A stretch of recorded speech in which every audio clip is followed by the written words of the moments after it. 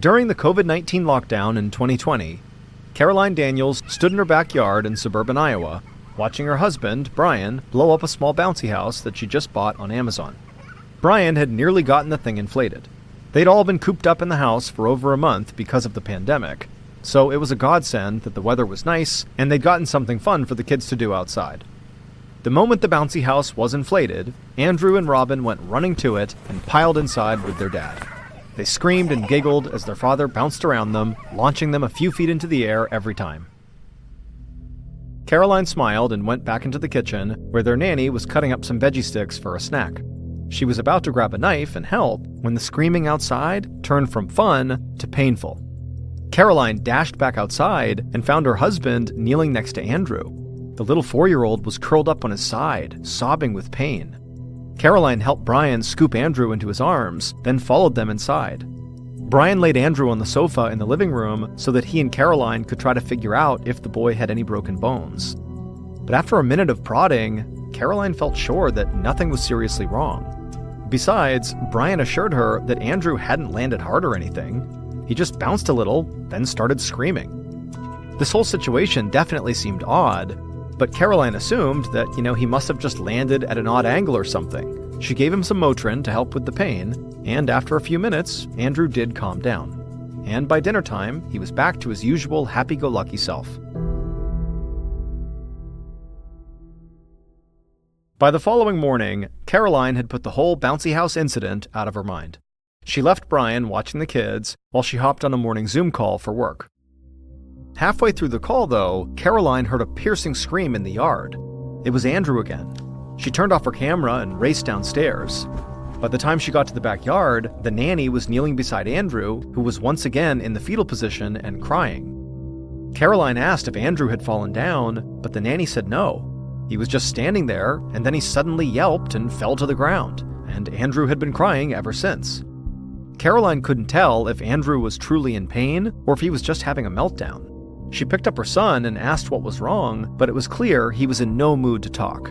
He just cried. Caroline wasn't sure what to make of it. Andrew was not the kind of little boy to throw temper tantrums, but she also knew that every child gets overwhelmed sometimes. Besides, he hadn't seen his friends in months because of the COVID lockdown, and he was tired of being at home all the time, and so Caroline decided he must just be having a moment. Still, she gave him another Motrin, and about 15 minutes later, Andrew was back to normal. It suddenly occurred to Caroline that Andrew's molars might be coming in, which could be extremely painful. Once he was outside playing with the nanny again, she picked up the phone to call his dentist.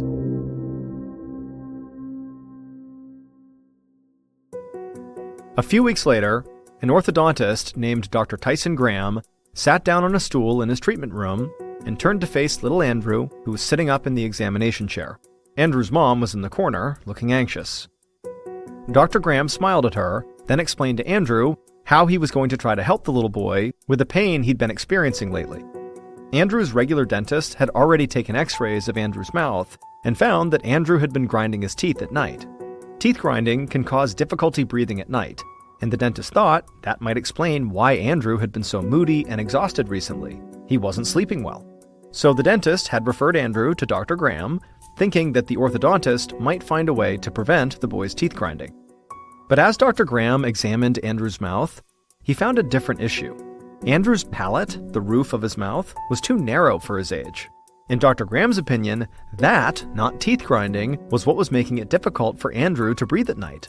He turned to Caroline and explained that if Andrew had a wider palate, he'd very likely feel better. They could put an expander in Andrew's mouth for a couple of months to push the palate out. Caroline looked nervous, but Dr. Tyson explained that the expander wasn't that different from getting braces, and it would definitely help Andrew breathe better. Caroline still looked unsure, but she agreed. Dr. Graham nodded and then went to get a few supplies to install the palate expander. A month later, Caroline squeezed into the bathroom with Andrew and Robin, squirting little dabs of bubblegum toothpaste onto their toothbrushes. Then all three of them brushed their teeth together, a little bedtime routine they'd fallen into recently. Mostly, this was so Caroline could make sure they actually did it, but it was also to make sure Andrew used the special mouthwash she had bought him to keep his palate expander nice and clean. Caroline was tired, and she could tell her kids were exhausted too. They'd spent all day outside, playing a socially distanced version of hide-and-seek they'd made up with the neighborhood kids. Caroline was glad to see Andrew back to his old self. It seemed like the palate expander had really worked. As the kids got into their pajamas, Andrew asked if his mother would measure them against the doorframe in their bedroom. Caroline smiled. She had been marking their heights there since they were old enough to stand. Robin chimed in that she wanted to be measured too. Caroline knew why there was suddenly all this interest in being measured. The neighborhood kids had been bragging about how tall they'd gotten, so of course her kids wanted to know too. Caroline told Robin to stand against the door jamb and carefully marked her height with a pencil. When Robin stepped away, it looked like she had grown a full inch since they'd last measured her.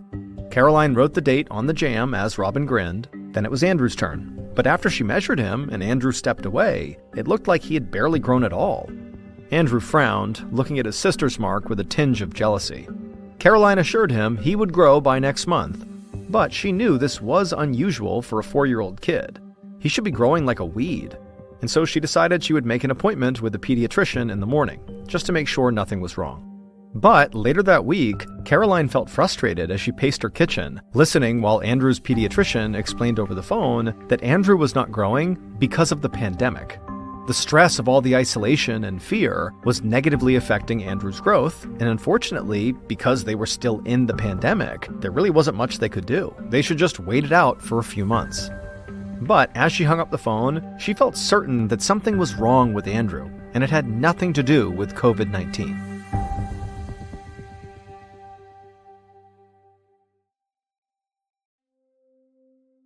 In early 2021, about 9 months after Andrew first started experiencing these sudden bouts of extreme pain, Caroline took him back to his pediatrician for a follow-up. She let Andrew walk ahead of her into the office. She intentionally trailed behind him a little so she could watch his stride. She saw he was dragging his left foot instead of picking it up and actually stepping with it. He'd been doing this whole past week. It was like his right foot was doing all the walking and his left foot was just along for the ride. At this point, it was another symptom to add to the list. Over the past few months, Andrew had been having headaches and meltdowns again. Besides that, he seemed exhausted all the time. The Motrin still helped somewhat, but Caroline could see him getting more solemn and less playful with each passing day. She knew her baby was in pain, and it had to be due to something other than his narrow palate or the pandemic. Caroline had taken him to several doctors, trying to get some answers. A neurologist had told her that Andrew had migraines, while an ear, nose, and throat doctor still believed her son was having breathing issues while sleeping, and so he likely couldn't fall into a deep, undisturbed sleep, which explained why he was so tired. But to Caroline, none of these doctors were addressing the root problem. She felt like each doctor was focusing on one single symptom, but nobody was taking a step back to see the whole picture. What was the underlying condition or disease that was causing all these symptoms? And until somebody could put all the puzzle pieces together, Andrew would be the one suffering. But no matter how many times she tried to communicate this with all the doctors and specialists, it was like nobody seemed to understand. Caroline felt like she was losing her mind, but all she could do was just keep going to more doctors. And so she'd taken Andrew back to his pediatrician's office, hoping maybe he might finally have a real answer for her. While the pediatrician measured Andrew's height and weight, Caroline went through all of Andrew's symptoms. She expected the doctor to offer some kind of overarching explanation. Instead, he just stood upright and told her there was good news. Andrew had grown a bit since his last appointment. Caroline supposed that was good, but the rest of Andrew's symptoms showed no improvement whatsoever. And on the whole, Andrew wasn't feeling good. He was still in pain. And now there was this lazy foot issue. She wanted to know how they could start actively helping her son, instead of just tracking all his symptoms. The pediatrician suggested that Caroline put her son in physical therapy to correct his foot imbalance. He promised to write a referral. Caroline thanked him, though secretly she felt overwhelmed by how many appointments this would likely add to their already doctor-heavy calendar. But it just felt like there was nothing else she could do. She had to go through with it. So she smiled and promised the doctor she would get Andrew into therapy soon. Later that week, while Andrew was going through his physical therapy routine, Caroline, who was in the room watching him, felt uneasy. Andrew's therapist, Miss Ashley, was walking Andrew through an examination. Caroline smiled as Andrew walked around the room with a determined look on his face. Miss Ashley took notes and told him he was doing a great job. Then Miss Ashley asked him to sit cross-legged on the floor. Andrew tried, but he couldn't quite get his legs to cross over one another. One leg would bend, but he couldn't bend his other leg enough to sit upright. Before long, he got frustrated and told Miss Ashley he couldn't do it. Miss Ashley said that was okay, and then they moved on to other activities. After his session was over, Andrew came running over to his mom, and Caroline scooped him up. She let him rest his head on her shoulder, and then Miss Ashley came over and explained that Andrew might have a congenital condition called Chiari malformation. That's when a part of the brain, called the cerebellum, bulges through an opening at the back of the skull, right where the skull joins the spinal canal. The bulge puts pressure on the cerebellum and the spinal cord. It can cause severe headaches, scoliosis, and sleep apnea, which is when breathing becomes interrupted during sleep. If Andrew did have a Chiari malformation, he could need surgery. The thought sent a shiver through Caroline. She never thought that Andrew might need to be cut open. She hated picturing it, and she had no idea how she was going to explain it to him.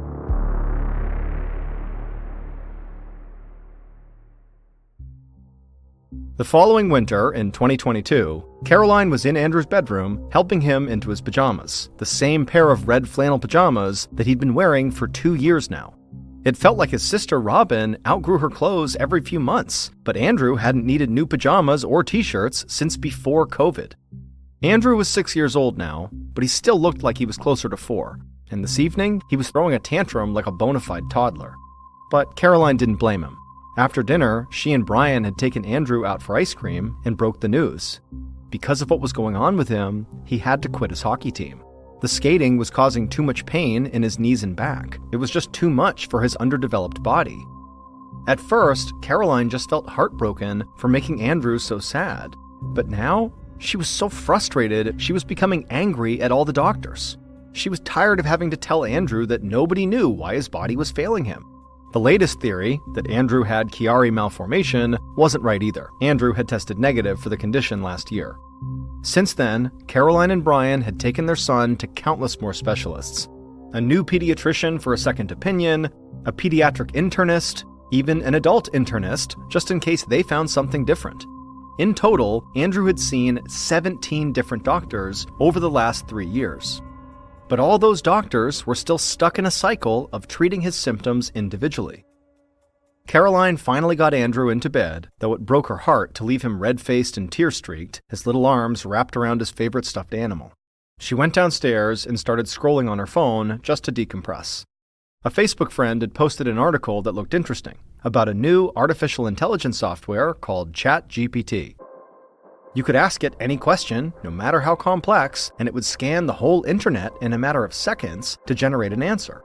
People were using it to create marketing plans for their companies, to write blog posts, and to make mashups like fairy tales written in the style of a mafia movie, or resignation letters if they were written by famous TV characters. It seemed like a fun way to spend an hour, so Caroline started messing around with ChatGPT. When Brian came into the living room and sat down next to her on the sofa, she read him some of the funniest mashups it had made. Brian laughed and then joked that she should try to use it to diagnose Andrew. Caroline laughed dismissively, but then she wondered. It was a long shot, but why not? Maybe ChatGPT would find some rare, obscure disease that most specialists had never heard of. Or maybe it would unearth some clue, some pivotal question to ask that would help one of his doctors see the whole picture. The worst that could happen was nothing, really. So Caroline started typing all of Andrew's symptoms into ChatGPT. She even went and got her copy of medical notes from an MRI he'd gotten and typed them in, line by line. It was a tedious process, especially doing it on her phone, but eventually when she was done, she hit enter and waited. A few moments later, the little text box started suggesting possible answers, but they were all conditions that Andrew had already been tested for. Caroline's heart sank. She felt stupid for thinking this brand new internet AI chat box could magically diagnose her child. But then she realized she actually had left out one of his symptoms, the fact that he could no longer sit cross-legged. She told ChatGPT to redo the search, including that symptom, and within moments, it suggested a condition that she'd never heard of, and none of Andrew's doctors had ever mentioned it either. But as she started reading the symptoms of this condition aloud, Brian sat up straight, his eyes going wide. He ran to get his laptop, and Caroline started researching on her phone. Eventually, she found a Facebook group for families living with and caring for those with this condition, and to her surprise, their stories were nearly identical to Andrew's. A week later, Caroline was bursting with anticipation as she sat next to Andrew in a brand new doctor's office. They were waiting to see Dr. Hannah Gordon, a pediatric neurosurgeon. Caroline had brought a packet of research with her and had it waiting on her lap for when the doctor came in. She hoped that by the end of the appointment, Dr. Gordon would be able to officially diagnose Andrew and that Caroline would finally know what was wrong with her son. When Dr. Gordon finally came into the exam room, Caroline introduced herself and explained that usually she was not one to surf the internet and self-diagnose. But she'd actually found some compelling evidence online, and then she handed over the research packet she'd compiled and she watched the doctor read over it. When Dr. Gordon laid eyes on Andrew's MRI scans, she smiled and told Caroline that she was fairly certain she did know how to help Andrew.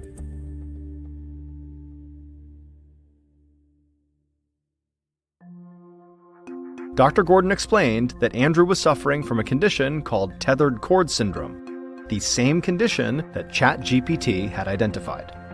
The spinal cord runs like a cable through the bones that make up the spine, from the base of the skull to the tailbone.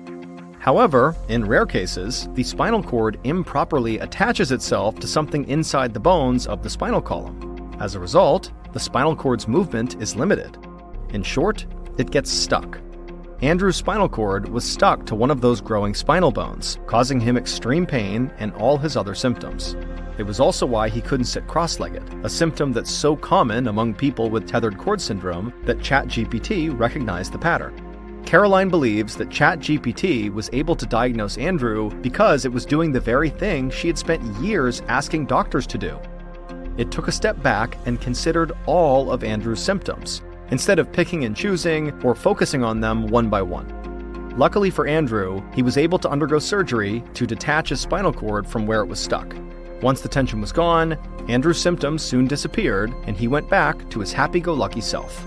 For real this time.